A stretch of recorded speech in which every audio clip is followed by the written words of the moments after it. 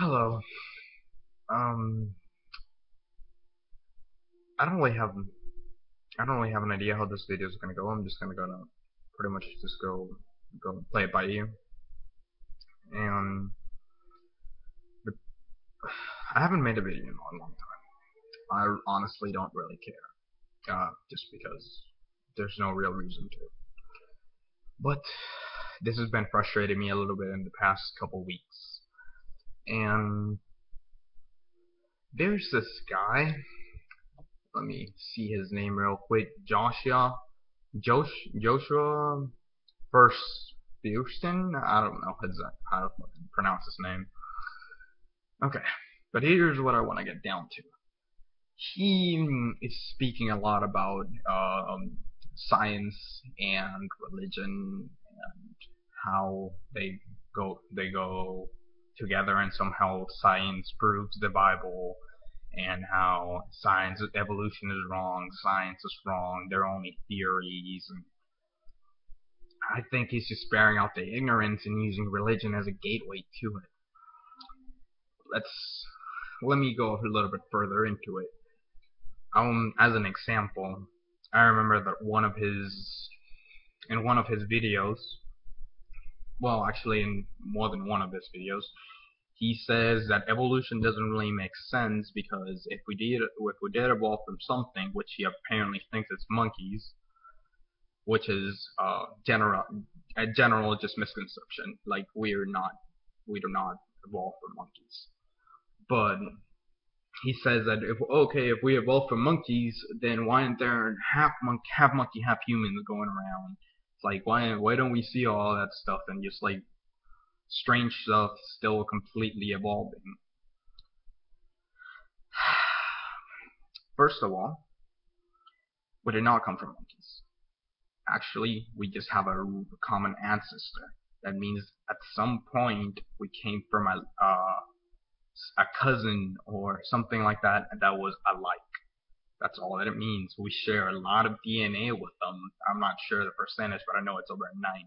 That does not mean we're the same thing.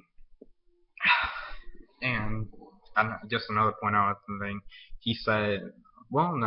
Let me sit on the salt for a second. He keeps saying that monkeys, like, it's like, oh, why is there still monkeys? Why is there no half monkeys, half humans? Well, I just kind of explained that, which means that even though we evolved and we share a lot of DNA, does not mean we're directly related. We share also more than 90% DNA with bananas. That does not mean we evolved from bananas. So that's one of my points. Another one, he also has this misconception that a lot of atheists thinks we came from this really random or chancy thing, that a one molecule of protein eventually kind of evolved into everything and spread out into anything. No. Protein molecules were eventually made, but that does not mean we came from one. The theory is completely different than that, and also evolution is not linked in any way, shape, or form to creation or to how the world began in any of the topic, explaining how we adapt. What else? So I already talked about how the world began, how that's wrong. It's a misconception. Just because we don't know it does not mean God did it. Do not use the God of the gaps on me. That literally just completely pissed me off. Let's look, like, we take a look back at the Greeks, they used the God of the gaps a lot. For example, oh, where does the sun rise?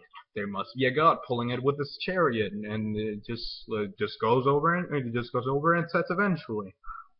Or why does the sea sometimes seem uncalm? Well, Poseidon must be pissed off. And then we eventually found out how all of that stuff works, and slowly Greek mythology became what it is now, mythology. We clearly know how the sun doesn't rise and set more than we spin in our axis, and eventually it looks like it's setting and rising. he mentioned how science at some point thought that the Earth was flat. Yeah, and then we thought of that at some point, but then we found evidence against it, and we came to the conclusion that that is not true. Instead, we took whatever information we did have and realized is like, oh, there's this thing is this way. If science is flexible, like, and also the thing that really annoys me is that when he calls it scientific theory, he says it's just a theory. It's not just a theory. Because, okay, let me give you the difference between a regular theory and a scientific theory. A regular theory is that, for example, I go as like, oh, every time I eat, let's say I personally have a analogy to bananas. Let's say it's like, oh, every time I eat bananas, I get an allergic reaction. Then the bananas must cause the allergic reaction. That could be true or false, but I have very limited data about this. I cannot for sure say this if it's only happened once. A scientific theory takes all of the available knowledge and makes the best makes pretty much takes it all into one and makes a reasonable statement about it. That's why we eventually found out that the sun doesn't actually rise and sets. It's us moving. We eventually found out that we're not the center of the world. That the world is centered, or at least our universe is centered around the sun. But this is getting into personal space.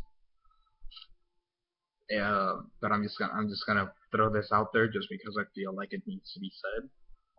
He talks about how atheism leads to depression, suicide, and other stuff. I am a clinically depressed patient. I've been hospitalized more than once. I used to have constant suicidal thoughts, and I'm still here. Grateful. And I wanted to say that, for example, for me, atheism actually helped, because as I, at some point I was in Christian, well, not Christianity, Catholicism. I kind of thought, it was like, this is kind of fucked up. Why is God doing this to me? Why am I going through this? And eventually, when I took on to atheism, I just kind of realized, like, well, there's no real reason. It's more me, what I did. I mean, there might not be an actual purpose for me in life. Like, for example, that's why a lot of people, I think, believe in religion, is that they feel they can't accept the fact that we don't have a real purpose, that we're just here to survive, mate, and die. And I guess people just can't wrap their heads around that. It's like, no, we must be part of something greater. And we might. I'm not saying we're not. I'm just saying we don't know that. There's no real proof. And just because you feel a hunch, or you have this feeling that someone's watching you, or you feel this coldness around you, or whatever, I don't care. That's not real proof. That's you believing in something and keeping it that way. That's your mind telling you, it's like, oh, I believe in this. Something must be real about it. And I don't know, like I was saying a minute ago, atheism has actually given a lot of meaning into my life. I realize this is the one and only life I have. I don't want to end it, because I know I won't get another chance. And if I fuck this up, then it's completely my fault. It's no one else's fault. And I also, atheism has also taught me to be grateful to the right people. I like to put it that way, because even on my family, I hear this a lot. Whenever somebody in our family gets saved or whatever, like an accident happens and they get surgery, they keep thanking God because they kept them alive, and it's like, what if that what if that surgeon or that doctor wasn't there? He's the one that studied years on end, probably busted his ass doing whatever he is, or like probably had like financial troubles even growing up or anything like that. And he's the one that performed the surgery. He's the one that like studied for years on end to be able to successfully do this. You should be thanking him, not some sky in I mean man in the sky. Like, and also that goes into breaking free will. If he's saving them, then he's breaking free will, which is a sin to himself. And there's just a lot of paradoxes. If people want to ask me about it, ask what my beliefs are, I am open to making a second video. But that's just about where I'm gonna take it. In the end, what I did want to say is, Joshua, do not make this world even more ignorant than it needs to be. Do not make people believe your thesis just because. Just because. It's like, oh, just because science doesn't have the right answer right now, then it must be God. Think of the Greeks. All in all, this has been Tremidor7. I will post this to YouTube. Hope y'all have a nice day.